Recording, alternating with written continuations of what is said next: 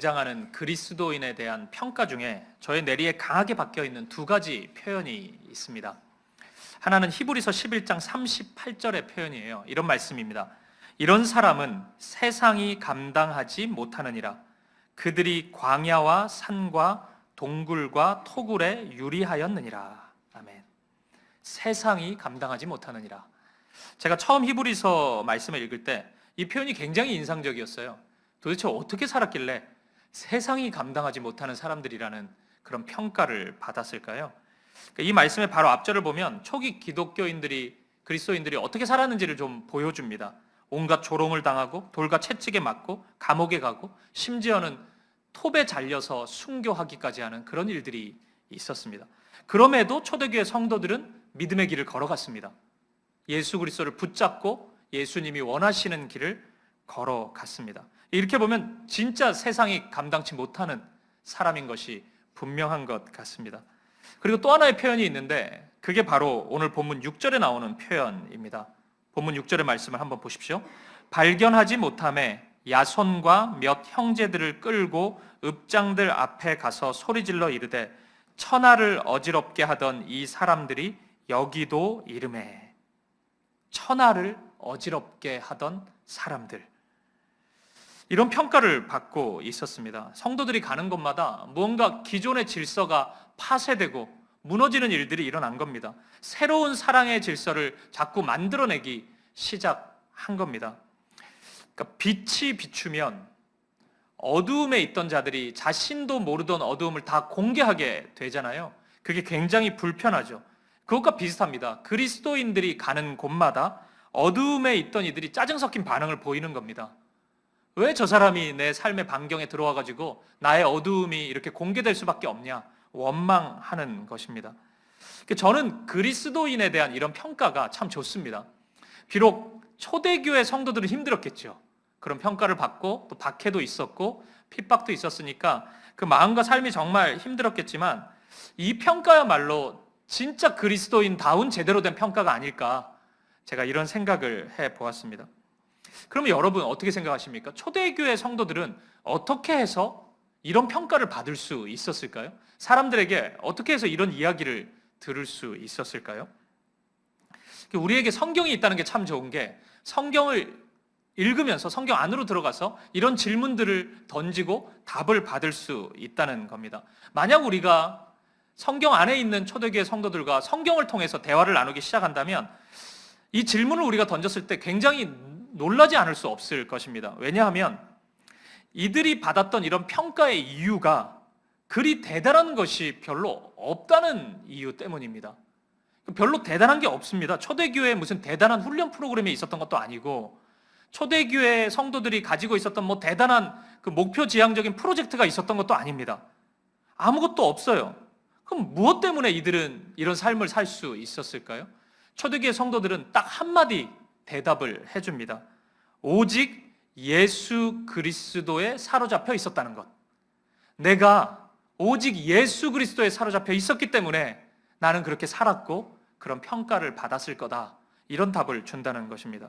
그것 하나가, 예수님과 함께하고 있다는 그것 하나가 세상이 감당치 못한다는 평가를 받았고 천하를 어지럽게 한다는 평가를 받았던 것입니다.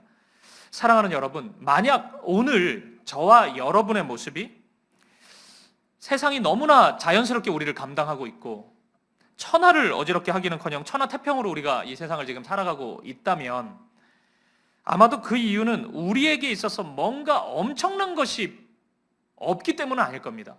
엄청난 대단한 것이 필요한 것은 아닐 거예요. 단지 하나가 없기 때문일 것입니다. 그것은 예수 그리스도입니다. 예수 그리스도와 오늘 함께하지 않고 있기 때문에 우리는 세상으로부터 그런 평가를 받지 못하고 있을 것입니다. 조금 아픈 이야기를 좀 나누도록 하겠습니다. 오늘날 한국교회와 한국교회 성도들의 가장 큰 문제를 찾아본다면 그것은 마치 예수님만으로 충분하지 않은 것처럼 신앙생활을 하고 있기 때문일 것입니다. 마태복음 16장을 보면 예수님께서 처음으로 제자들에게 당신이 십자가에 죽으실 것을 말씀하십니다. 근데 그 장소가 가이사랴 빌립보입니다. 가이사랴 빌립보라는 것은 굉장히 화려한 도시였거든요. 그러니까 그 화려함과는 어울리지 않게 예수님께서 당신이 십자가에 죽으셔야 됨을 말씀한 것입니다. 이때 이 말씀을 듣고 베드로가 어떤 반응을 보이는지 아십니까? 예수님 말씀이니까 아멘으로 화답했을까요?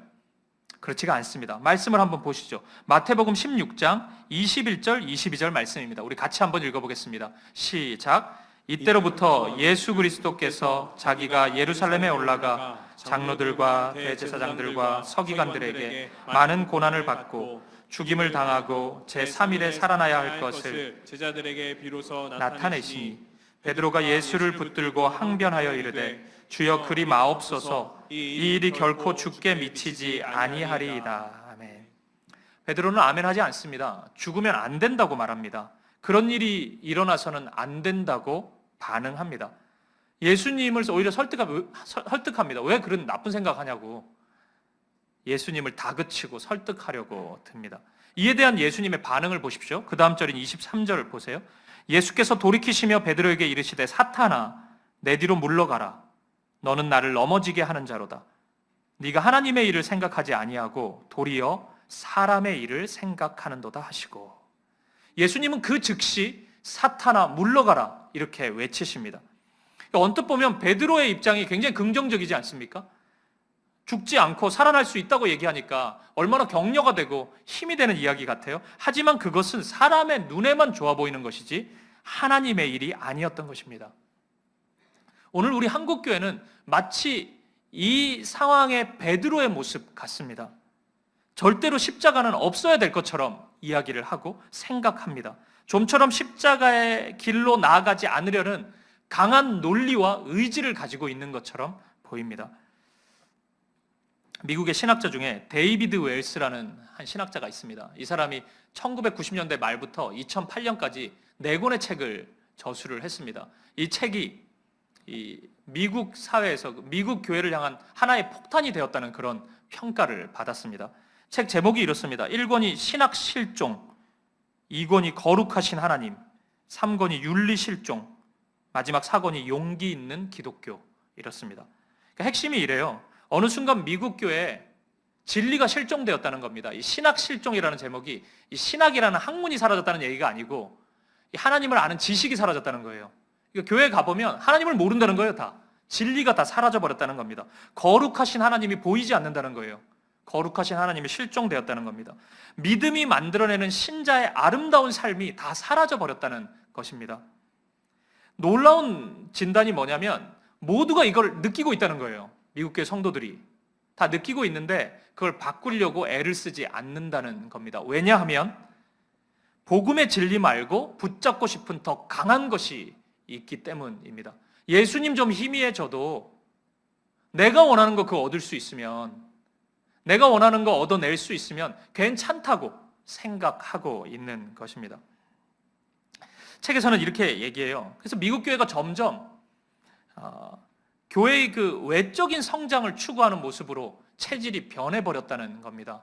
심리학적인 기법들이 계속 교회에 들어오고 마케팅의 일들이 막 일어나고 엔터테인먼트 같은 일들이 교회 안에서 수많은 프로그램들이 양산되기 시작했다는 겁니다. 저는 이 시리즈가 완간된 지 15년이 지났는데 그때는 미국 교회의 폭탄이었다면 이제는 우리 한국 교회를 향한 메시지가 아닐까 이런 생각을 해봅니다. 90년대 후반부터 계속 이어져 오는 우리 한국 교회의 하나의 모습이 있다면 대부분의 한국 교회가 꿈꾸는 것이 미국 교회를 흉내내는 것입니다. 그래서 그것에 상당 부분 올인해요. 그러니까 미국에 가서 미국 교회를 보고 그 미국 교회를 그대로 카피하든지 아니면 미국 교회를 카피한 어느 한국 교회를 카피하든지, 그러니까 다 카피해요. 두 가지밖에 없는 모습처럼 그렇게 교회의 방향성이 설정되어 있다는 것입니다. 여러분 생각해 보십시오. 이 데이비드 웰스 교수가 지적한 대로 교회가 마케팅 교회가 되면 어떤 그림이 그려지겠습니까? 복음이 상품이 될 겁니다. 그리고 이 자리에 앉아있는 성도님들은 소비자가 될 겁니다. 그러면 저는 그거 파는 사람이에요. 교회는 그거 잘 파는 생각밖에 안 들 겁니다. 그러니까 언뜻 보면 좋아 보일 수도 있을 겁니다. 복음이라는 것을 예쁜 포장지에 입혀가지고 관심 가질 수 있도록 이렇게 계속 소개하니까 굉장히 좋은 거 아닌가? 이런 생각을 우리가 할 수도 있을 겁니다. 하지만 교회에 그런 생각들이 계속 만연하게 되면 복음이 복음답게 소개되지를 못합니다. 어느 소비자가 기분 나쁜 소리를 좋아하겠습니까? 복음이 가지고 있는 죄에 대한 지적, 그리고 그 죄를 자복하고 회개하는 그 마음, 그 복음이 만들어내는 섬김과 헌신, 이런 것들은 어떻게 보면 굉장히 부담스러운 일입니다. 소비자가 되기 시작하면은 그 듣기 싫어합니다. 그런 얘기 하면은 교회 오기 싫어져요. 맨날 기분만 나빠지고. 그러니까 이런 생각들이 교회에 만연되게 되면 기분 좋은 소리만이 난무합니다. 잘 될 거다. 긍정적으로 생각해보자. 온갖 기분 좋은 생각들, 프로그램들만이 가득 채워질 수밖에 없는 것입니다. 엔터테인먼트적인 예능 프로그램을 보는 것 같은 프로그램들이 양산될 수밖에 없는 것입니다. 그 결과 복음이 사라지게 되겠죠. 서서히 예수가 없는 교회가 될 것이고 십자가가 없는 교회가 될 것입니다. 여러분 어떻게 생각하세요? 제가 말하는 이 모습이 한국 교회가 지금 걸어가고 있는 슬픈 모습이라고 진단하는 것이 부적절하다고 생각하십니까? 오늘 우리가 이런 아픔과 안타까운 마음을 가지고 오늘 본문의 말씀을 하나하나 읽다 보면 오늘 본문이 굉장히 아름답게 읽힌다는 것을 우리가 알 수 있습니다. 물론 표면적으로 보면 오늘 본문에 그렇게 유쾌한 내용은 없습니다. 우리 지금 계속 사도행전 살펴보고 있지만 바울이 가는 곳마다 도시만 바뀔 뿐이지 내용이 비슷하지 않습니까? 핍박받고 사랑받지 못하고 존중받지 못하고 고난당하고 눈물이 있고 계속 그 얘기 이어집니다. 오늘도 별 다르진 않아요. 그런데 왜 아름답다고 이야기할 수 있겠습니까? 그 안에 예수님이 있기 때문입니다. 예수님을 따라가려는 십자가 믿음이 있고 예수님의 말씀을 향한 강한 신뢰가 있습니다. 그렇기 때문에 오늘 본문을 우리가 아름답게 바라볼 수 있는 거예요. 여기 예수가 있구나. 오늘 본문이 하나의 공동체라면 이 교회에 예수가 있구나. 그렇게 보이기 때문에 그렇게 화려해 보이는 내용이 아니지만 우리의 마음을 움직이고 우리의 마음에 감사와 기쁨을 불러일으키는 것입니다. 그래서 오늘 설교는 이 본문의 말씀 안에서 예수로 충분한 바울에 대해서 묵상해 보려고 합니다. 오늘은 두 가지 면에서 이 바울의 모습을 한번 찾아보도록 하겠습니다. 첫 번째입니다. 오늘 본문에는 오직 십자가 복음만을 붙잡고 있는 바울을 만날 수 있습니다.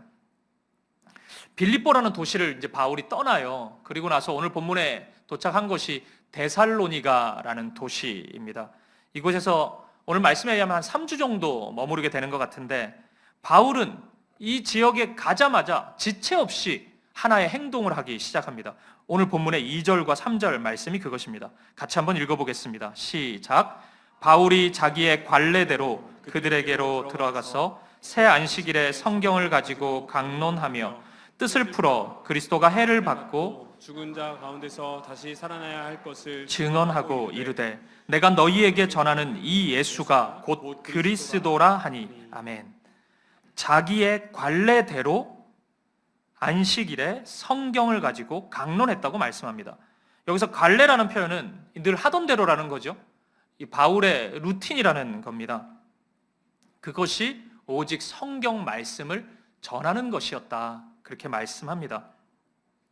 생각해보면 여러분, 바울은 성경 말고도 할 얘기가 참 많았던 사람입니다. 바울이 가는 곳에 감옥문이 열리기도 했고 바울이 기도해주면 병든 자가 치유되기도 했습니다. 그런 얘기 우리 삶 가운데 일어난다고 생각해보세요. 얼마나 얘기하고 싶겠어요. 만약에 제가 예배 후에 어느 분을 안수기도 했는데 막 그분의 병이 치유가 됐다 그러면은 저 다음 주에 바로 얘기합니다. 그거 한 달 동안 그 얘기만 할지도 몰라요. 사람의 마음이 그렇죠. 그럼 바울은 그런 스토리가 지금 가득 쌓여 있는데 그런 얘기 안 해요. 의도적으로 성경만을 말합니다. 성경이 드러내는 유일한 한 분, 예수 그리스도, 그분의 십자가만을 바울은 이야기했다는 것입니다. 왜 그랬을까요? 할 얘기가 없었던 것도 아닌데 사실 저 같은 사람이야 뭐 개인적인 얘기도 할 게 없으니까 성경만 전하는 뭐 그런 마음이긴 한데 바울은 할 얘기 진짜 많았는데 왜 의도적으로 그랬을까요? 십자가라는 것은 1세기 당시에 가장 비참한 죽음의 상징이었기 때문에 대부분의 사람들이 십자가에 죽는 것을 신의 저주로 여기고 있었습니다. 그러니까 이것은 성경 말씀을 믿지 않는 사람도 다 그렇게 생각했다고요. 근데 유대인들, 구약 성경을 믿고 있는 사람들은 그 마음이 더 강했습니다. 신명기 21장 23절에 있는 말씀, 나무에 달린 자는 하나님의 저주를 받았음이니라. 이 말씀 때문에 1세기 당시에 나무에 달려 죽는 죽음은 십자가 처형밖에 없었거든요. 그러니까 하나님의 저주를 받았대잖아요, 나무에 달려 죽으면. 그러니까 그 말씀 때문에 유대인들도 십자가 처형은 하나님의 저주받았다고 생각했습니다. 그래서 성경을 믿는 자건 그렇지 않는 자건 십자가라는 주제는 누구에게라도 듣기 거북한 이야기였습니다. 그 저주, 신의 저주 받은 것, 비참한 것, 가장 불쌍한 것, 그 얘기 하지 말자, 이렇게 될 수밖에 없었습니다. 근데 바로 여기에 복음의 아이러니가 있는 겁니다. 하나님께서 이 세상의 가장 아름다운 사건인 우리를 향한 구원을 십자가를 통해 이루셨다는 거예요. 사람들이 제일 쓸데없다고 생각하는, 듣기도 싫어하는 그것을 통해서 하나님이 구원을 이루셨다는 겁니다. 당시 사람들이, 제자들조차도 어떻게 예수님이 십자가에 죽을 수가 있나? 죽어도 어떻게 십자가냐고 이렇게 생각했단 말이에요. 그래서 다 뿔뿔이 흩어졌던 거죠. 하지만 하나님은 십자가를 통해서 구원을 이루신 것입니다. 갈라디아서 3장 13절 말씀을 한번 보시죠. 같이 읽어보겠습니다. 시작. 그리스도께서 우리를 위하여 저주를 받은 바 되사 율법의 저주에서 우리를 속량하셨으니 기록된 바 나무에 달린 자마다 저주 아래에 있는 자라 하였음이라. 아멘. 일전에 이 말씀을 제가 설명해 드린 적이 있는데, 이 갈라디아서 3장 13절에서 가장 중요한 표현 하나가 있다 그랬죠. 그것이 뭐라 그랬죠? 여기서 우리를 위하여. 이것이 제일 중요한 표현입니다. 그러니까 십자가 사건은 우리를 위한 사건입니다. 예수님이 뭐 큰 잘못을 해가지고 하나님의 저주를 받은 게 아니고, 저와 여러분이 마주쳤어야 될, 직면했어야 할 그 죽음을 우리를 대신해서 예수님이 감당하신 사건이라는 겁니다. 성경이 말씀하는 죄의 본질은 뭐 윤리 도덕적으로 하나의 실수를 했거나 잘못한 그런 차원이 아니라고 제가 말씀드렸잖아요. 죄의 본질은 하나님 앞에서 옳지 않은 마음과 태도입니다. 하나님과 관계없이 살겠다. 나한테 아무 말도 하지 마세요, 하나님. 나 하나님 없는 것처럼 살 테니까. 이게 성경이 말하는 죄의 본질입니다. 이 죄가 사람 가운데 찾아와서 시작되면 마치 이 죄가 하나의 바이러스 같은 역할을 하기 시작합니다. 감기 바이러스 들어오면 감기 걸리잖아요. 그러니까 이 죄가 우리 가운데 들어오면 우리는 죽음에 걸리게 되는 겁니다. 그러면 증상이 나타나겠죠. 죽음의 증상이 있습니다. 그냥 살다가 죽는 게 아니고 살아가는 동안 죽음의 증상이 우리 가운데 나타난다고요. 우리가 이 세상에서 경험하는 모든 악과 고난이 그 죽음의 증상입니다. 우리의 마음 가운데 찾아오는 미움, 다툼, 시기, 질투, 욕심, 욕망, 싸움, 살인, 전쟁, 이 모든 것들이 우리를 힘들게 만드는데 이것이 우리가 죽음에 걸려 있다는 증거, 증상입니다. 그렇게 우리는 죽음의 증상으로 신음하다가 죽음의 길로 나아가게 되는 것입니다. 여러분, 이 구도에서 그 어떤 인생도 스스로 벗어날 수가 없습니다. 죄의 본질이 하나님 없이 살아가는 것인데 우리가 자연스럽게 하나님을 알 수 있습니까? 자연스럽게 하나님과 동행할 수 있어요? 그럴 수 없습니다. 하나님이 우리를 불러주시거나 붙잡아 주시지 않으면 우리는 그럴 수가 없다고요. 이 세상이 아무리 변해도 죽음의 증상이 계속해서 채워질 수밖에 없는 이유가 거기에 있습니다. 아무리 과학기술이 발달하고 그래서 우리의 삶에 편리함을 안겨다 준다 할지라도 미움과 시기도 그대로고 욕심도 그대로입니다. 100년이 더 지난다고 해도 그대로입니다. 그로 인한 싸움도 그대로일 거고 살인사건도 끊임없이 일어날 거고 전쟁의 소식도 끝없이 우리에게 들려질 것입니다. 이것을 사람이 해결할 수가 없습니다. 그래서 저주라고 하는 겁니다. 저주 걸린 것이라고 얘기하는 거예요. 바울은 이 문제를 이렇게까지 한탄하면서 고백합니다. 로마서 7장 24절 말씀이에요. 오호라, 나는 공고한 사람이로다. 이 사망의 몸에서 누가 나를 건져내랴. 이 건져낼 수가 없다는 거죠. 자신의 한계를 고백하고 있는 겁니다. 그런데 예수님이 건져내신 거예요. 어디서요? 십자가에서. 십자가에 달려 죽으심으로 그 사망의 몸에서, 삶에서 우리를 건져내신 것입니다. 십자가에서 우리의 죄를 대신하여 죽으셨기 때문에 그 죄라는 바이러스가 만들어내는 죽음도, 그리고 죽음의 증상도 우리의 삶 가운데 사라지게 되는 것입니다. 그래서 예수를 믿으면 죽음의 일들이 점점 사라지고 생명의 일들이 시작되는 변화가 나타나게 되는 것입니다. 물론 하루아침에 온전해지지는 않지만 시간에 맞게 점점 생명으로 충만한 사람이 될 수밖에 없는 것입니다. 그렇기 때문에 바울은 십자가가 부끄럽지 않았던 거예요. 십자가가 사람들이 그렇게 비난하고 부끄러워하고 조롱하는 그 십자가가 도리어 바울에게는 자랑이었고 복음이었던 것입니다. 복음이 기쁜 소식이잖아요. 사람들이 듣기 싫어하는 얘기인데 바울에게 있어서는 그게 기쁜 소식이었던 것입니다. 그렇기 때문에 바울은 가는 곳마다 성경을 강론하고 다른 생각을 하지 않아요. 예수님의 십자가만을 얘기했던 것입니다. 다시 오늘 본문 3절의 말씀을 보십시오. 뜻을 풀어 그리스도가 해를 받고 죽은 자 가운데서 다시 살아나야 할 것을 증언하고 이르되 내가 너희에게 전하는 이 예수가 곧 그리스도라 하니. 이 예수가 곧 그리스도라, 이렇게 외쳤던 겁니다. 이 그리스도라는 단어는 헬라어 그리스 말인데 이것은 그 히브리어 메시아를 번역한 겁니다. 헬라어로. 그러니까 메시아라는 뜻이 기름 부음 받은 자라는 뜻이거든요. 구약에서는 왕이 기름 부음을 받았잖아요.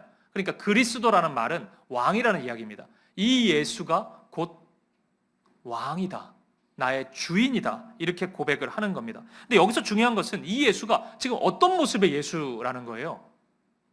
십자가에 달려 죽으신, 해를 받은 그 예수님이라는 겁니다. 십자가에 달린 예수님입니다. 뭐 공중부양하고 눈에서 레이저 쏘는 그런 예수님이 아니라 도살장에 끌려가는 어린 양과 같은 아무런 힘이 없어 보이는 그 예수님, 십자가에서 비참하게 조롱당하고 죽음을 당하신 그 예수님, 그분이, 아무도 거들떠보지 않는 그분이 곧 그리스도라, 나의 왕이라, 나의 주인이라, 그렇게 고백하고 있는 겁니다. 그러면 여러분, 이런 질문이 생길 것 같아요. 왜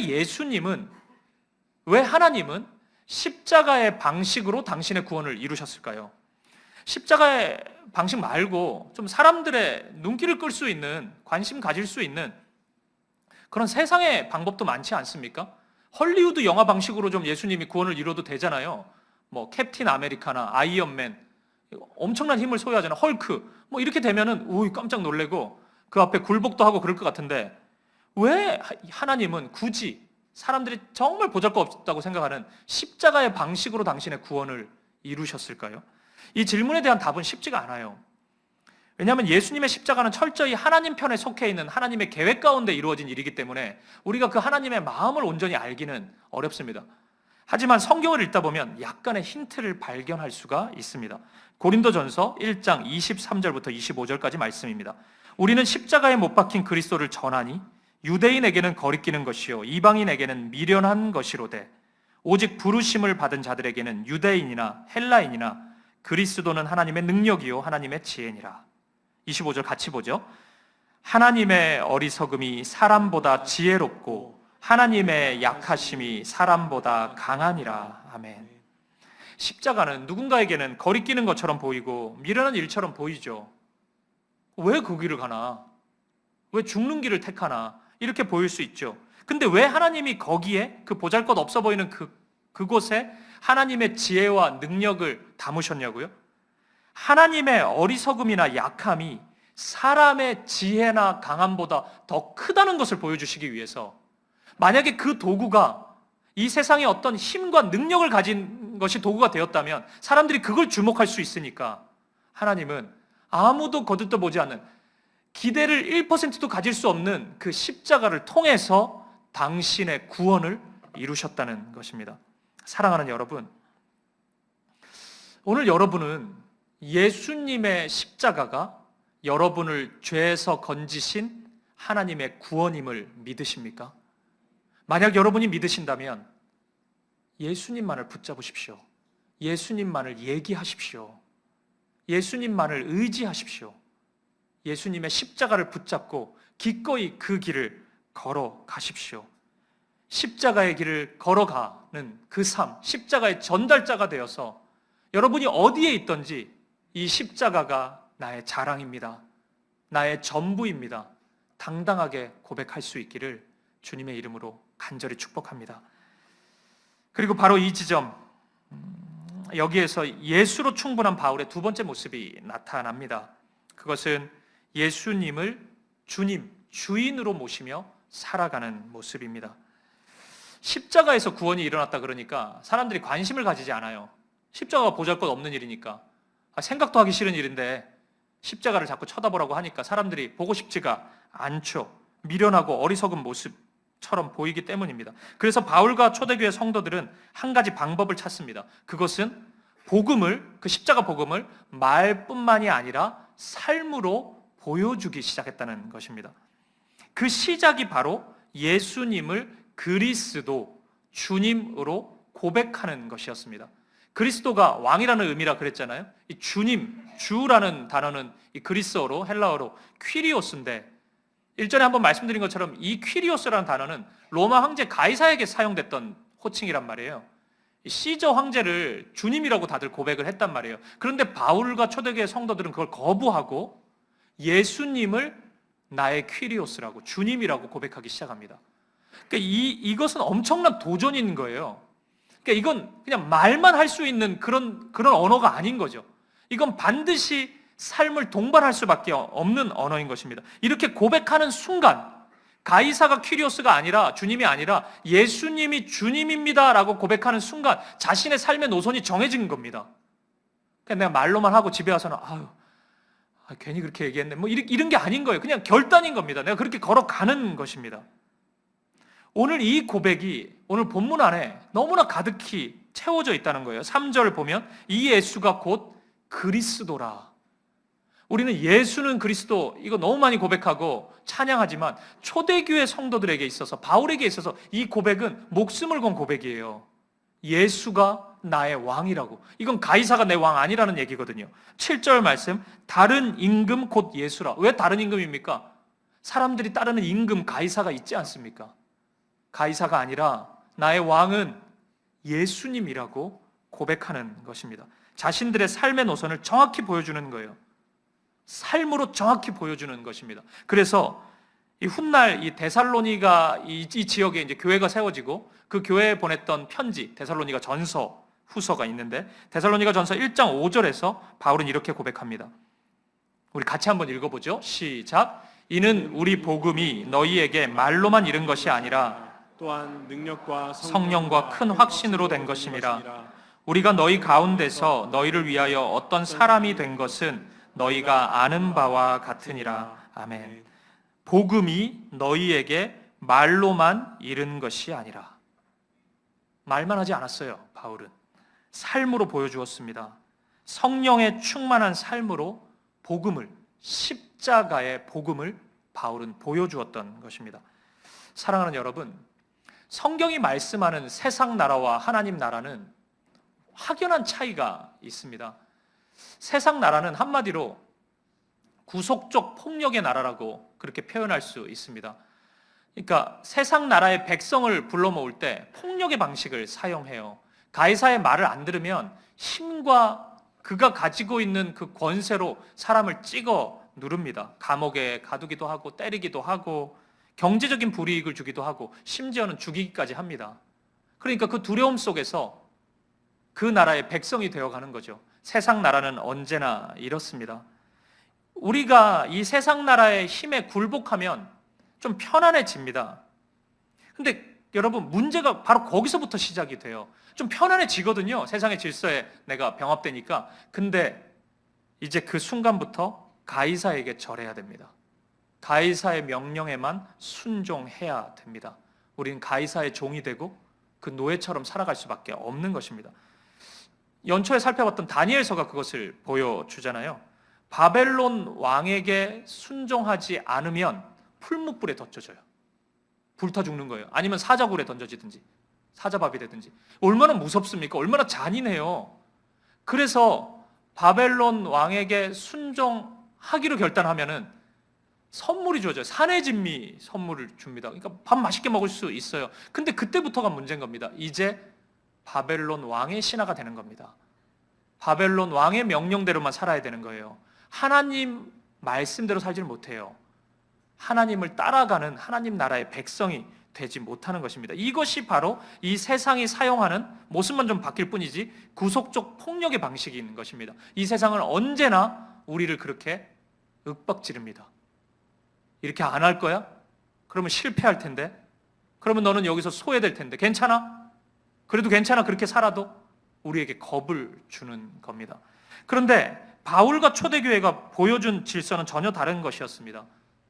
여기도 나라니까, 하나님 나라니까 백성을 부르는데 구속적 사랑의 방식으로 백성을 모집합니다. 힘이 아닙니다. 폭력이 아닙니다. 끝까지 사랑하는 방식으로 하나님 나라의 백성들을 부르고 있습니다. 그래서 초대교회는 세상이 듣도 보도 못한 방식으로 세상과 맞서 싸웁니다. 사랑의 방식인 거예요. 끝까지 사랑하고, 끝까지 용납하고, 끝까지 섬기고, 헌신하고, 끝까지 용서하는 방식으로 세상의 나라, 가이사의 나라가 아니라 더 영원하고 아름다운 하나님 나라가 있음을 초대교회 성도들은 보여주었던 것입니다.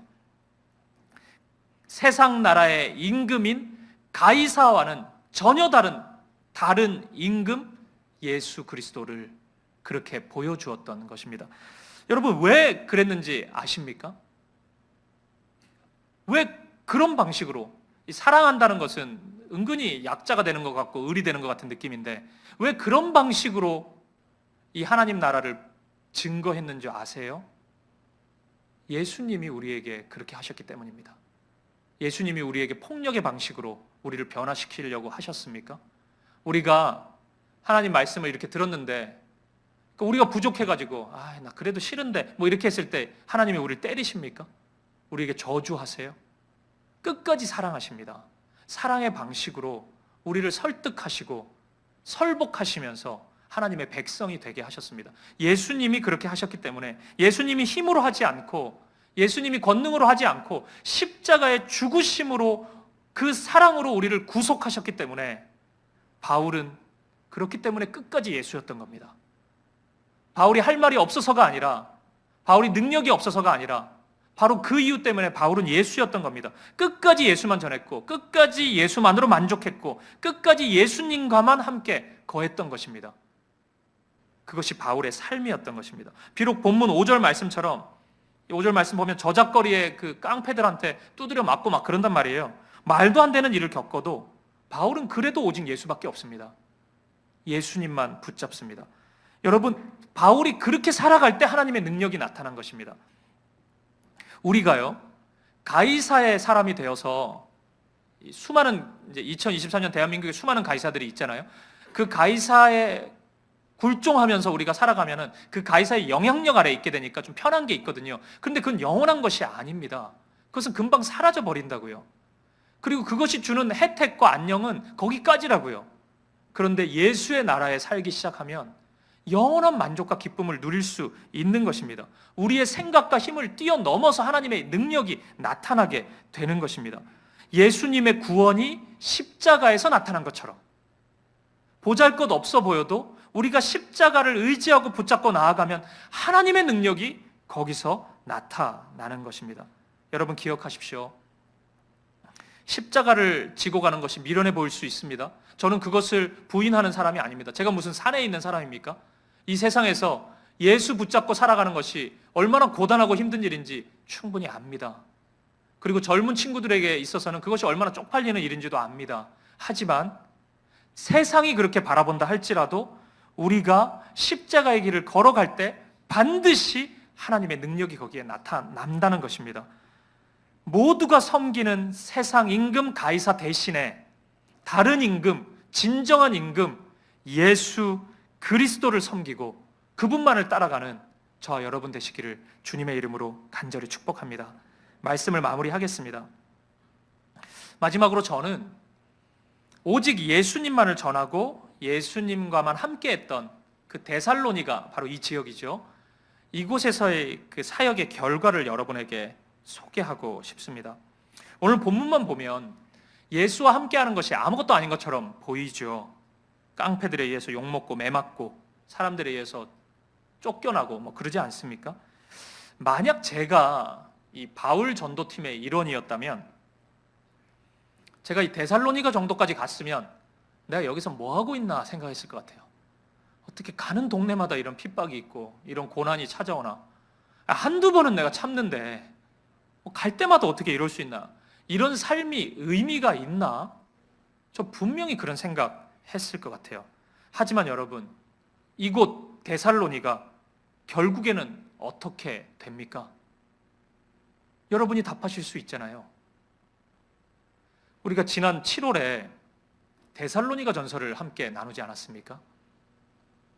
나눴습니다. 7주 동안. 네. 여러분이 그런 눈빛을 보여주시면 제가 좀 속상한데 나눴어요.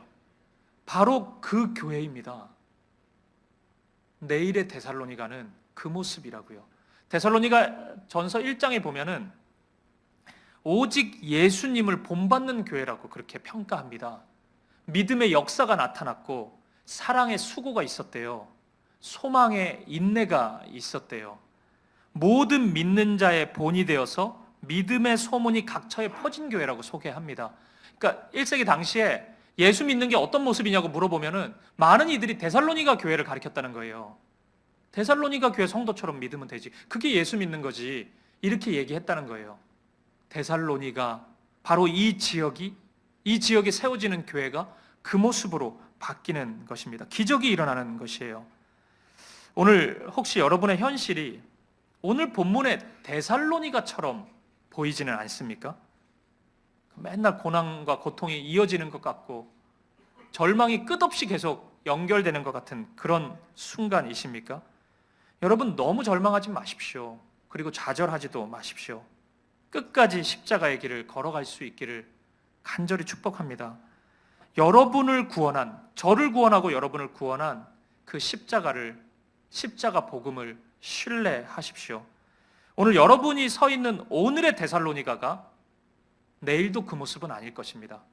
내일의 데살로니가는 십자가의 능력으로 충만한 곳, 부활의 생명으로 충만한 곳으로 분명히 바뀌어 있을 것입니다. 사랑하는 여러분, 그 십자가의 능력을 꿈꾸면서 오늘도 변함없이 십자가의 길을 걸어갈 수 있는 저와 여러분 되었으면 좋겠습니다. 다른 임금 예수라. 진정한 임금 대신 예수 그리스도만을 사랑하고 자랑하고 그분만을 따라가는 저와 여러분, 우리 사김의 교회가 되기를 주님의 이름으로 간절히 축복드립니다. 우리 함께 찬양 드리시겠습니다. 예수 우리들의 밝은 빛, 우리 이 찬양 함께 드리고 싶습니다. 예수님이 밝은 빛으로 우리 가운데 오셨고 십자가에서 그 빛을 온전히 완성하셨습니다.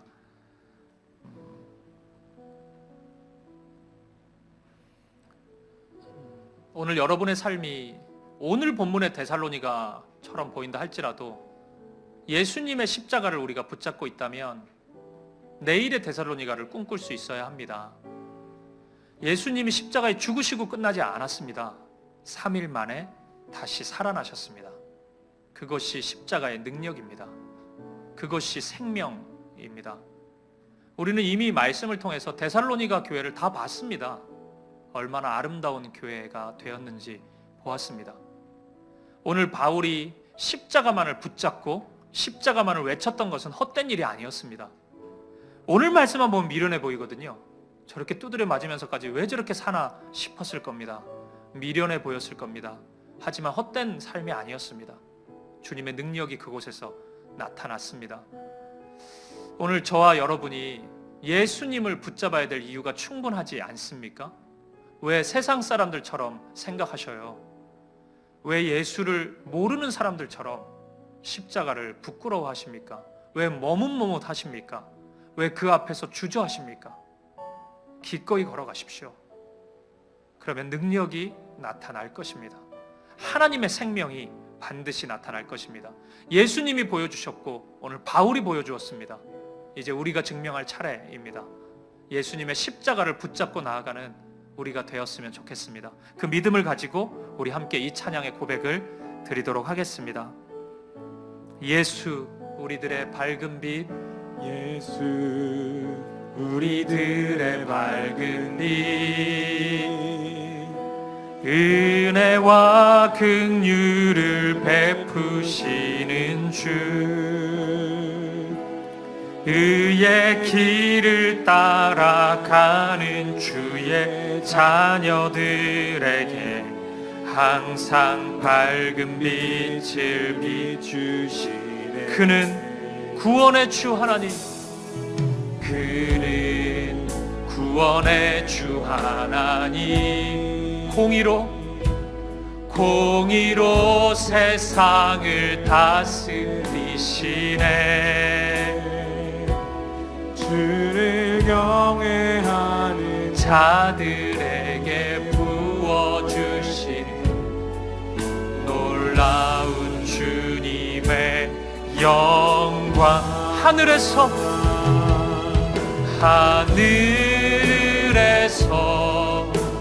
찬란하게 빛나는 주의 영광 이 땅에 오셨네.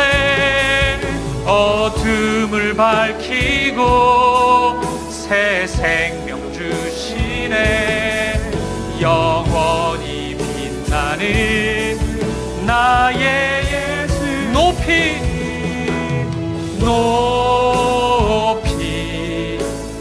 영광과 찬양 받으실 그 이름 경배합니다.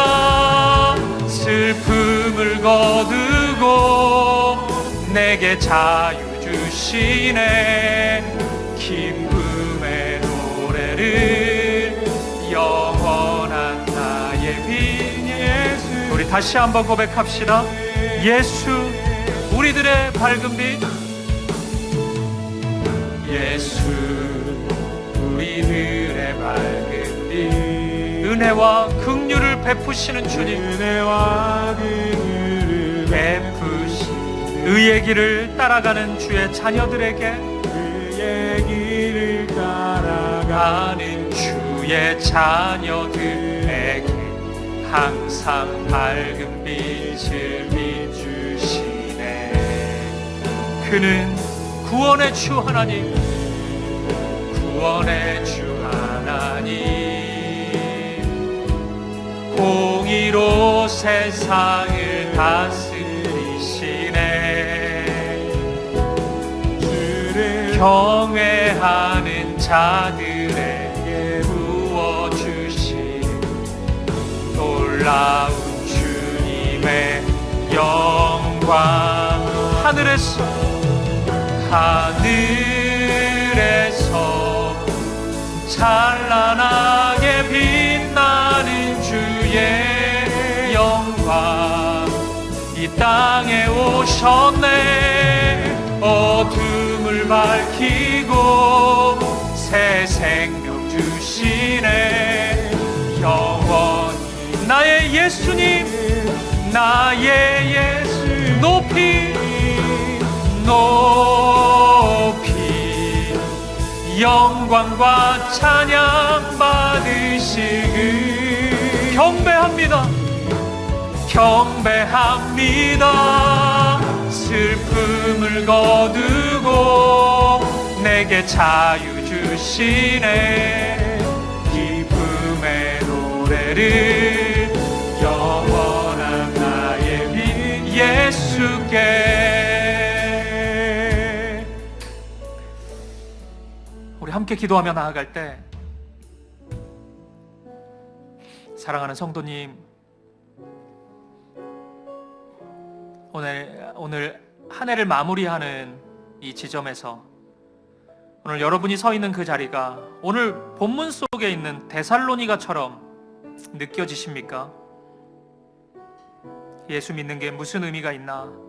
이렇게 살아가는 것이 무슨 의미가 있나? 이런 생각이 찾아왔습니까? 여러분, 그 현실에 절망하지 마십시오. 좌절하지 마십시오. 끝까지 십자가의 길을 걸어가십시오. 오늘의 데살로니가가 내일의 데살로니가는 아닙니다. 십자가의 능력, 부활의 생명이 있는 곳으로 바뀔 것입니다. 오늘 여러분의 삶이, 가정이 분명히 그렇게 바뀔 것입니다. 아버지 하나님, 진정한 임금 예수님만을 사랑하는 자 되기 원합니다. 예수님만을 자랑하고 오늘 바울처럼 예수님만을 고백하고 예수님만 따라가는 그런 삶을 살게 하여 주시옵소서. 그런 믿음을 주시옵소서. 다시금 십자가를 바라보게 하시고 그 십자가에서 이루신 구원과 능력과 사랑을 보게 하시고 그 믿음으로 오늘 십자가의 길을 걸어갈 수 있는 내가 되게 하여 주옵소서. 이 기도 제목 가지고 우리 한 마음과 한 뜻으로 기도하며 나아가겠습니다. 함께 기도하시겠습니다. 아버지 하나님, 오늘 우리에게 이 믿음을 주시옵소서. 오늘 본문 속 데살로니가의 모습처럼 살아가고 있는 성도님들이 있다면 오늘 그 현실에 절망하거나 좌절하지 않게 하시고 끝까지 십자가의 길을 걸어갈 수 있도록 인도하여 주시옵소서. 끝까지 주님을 붙잡을 수 있도록 인도하여 주시옵소서. 오늘 내일의 데살로니가를 꿈꾸며 믿음으로 나아가는 우리가 되게 하여 주시옵소서. 오늘 십자가를 바라보게 하시고 십자가에서 이루신 그 능력, 그 구원, 그 사랑을 보게 하시고 기꺼이 십자가의 길을 걸어가는 우리가 되게 하여 주시옵소서. 진정한 임금 예수님만을 사랑하고 자랑하고 따라가는 우리가 되게 하여 주시옵소서. 아버지 하나님, 인도하여 주시옵소서. 주님 우리에게 믿음을 주시고 우리의 눈물을 닦아주시고 인도하여 주시옵소서. 주님 오늘 눈물과 아픔 가운데 있는 성도들의 마음마다 십자가 앞에 서게 하시고 십자가를 바라보게 하시고 십자가를 기뻐하고 믿음으로 십자가의 길을 허락하여 주시옵소서. 그 능력을 소망하며 나아갈 수 있도록 인도하여 주시옵소서. 주님 아버지 도와주시옵소서. 주시옵소서. 우리 다 함께 자리에서 일어나셔서 우리 믿음으로 함께 고백합시다. 하늘에서 찬란하게 빛나는 주의 영광 이 땅에 오셨네. 어둠을 밝히고 새 생명 주시네. 영원히 빛나는 나의 예수님 높이 영광과 찬양 받으실 그 경배합니다. 슬픔을 거두고 내게 자유 주시네. 기쁨의 노래를 영원한 나의 빛. 우리 다시 한번 고백합시다. 하늘에서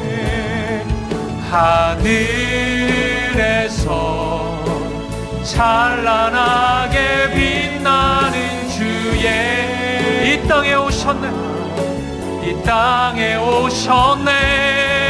어둠을 밝히고 새 생명 주시네. 영원히 빛나는 나의 예수님 높이 영광과 찬양 받으실 그 이름 경배합니다. 슬픔을 거두고 내게 자유 주시네. 기쁨의 노래를 영원한 나의 빛 예수께.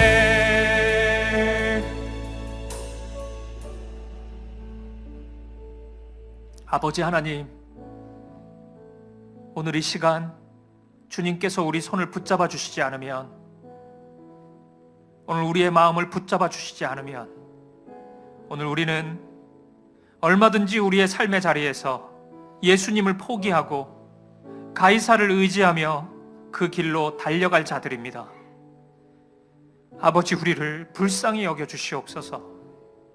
오늘 우리의 마음을, 우리의 삶을 붙잡아 주시옵소서.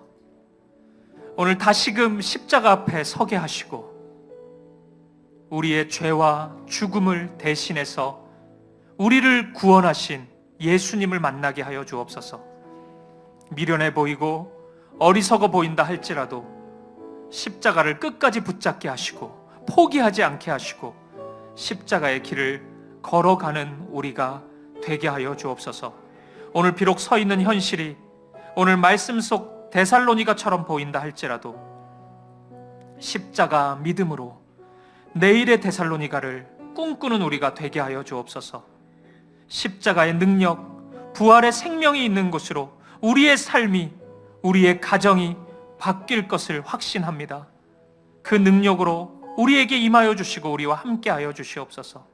아버지 하나님, 우리가 기꺼이 모든 사람들이 찾고 의지하는 가이사 대신, 세상의 임금 가이사 대신 다른 임금 예수, 진정한 임금 예수님만을 사랑하게 하시고 자랑하는 자 되게 하시고 예수님만을 따라가는 우리의 삶이 되게 하여 주시옵소서. 우리의 모든 어두운 가운데 빛을 비추어 주시고 우리를 새롭게 하여 주시옵소서. 그렇게 함께 하시고 그렇게 우리를 변화시키실 주님을 찬양합니다. 영원한 빛 되신 예수 그리스도 이름으로 기도합니다. 아멘.